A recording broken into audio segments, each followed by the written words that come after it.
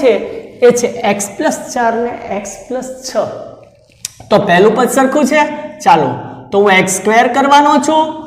4 અને 6 नो सरवाळो करीश एने x सारे गुणीश અને 4 * 6 करीश ओके चालो हवे x નો સ્ક્વેર એટલે x² આવે પછી 4 અને 6 એટલે 6 ને 4 10x થાય અને બંનેનો ગુણાકાર 6 ચોક 24 થાય x² + 10x + 24 જવાબ ચાલો બીજા દાખલા તરફ આપણે જઈએ આગળ વધીએ x + 10 x - 4 x નો વર્ગ 10 - 4 એને ગુણ્યા x વત્તા 10 ગુણ્યા -4 કરશું દરેક સ્ટુડન્ટ નિયમ પાકો કરી શકશે દાખલા ઉપરથી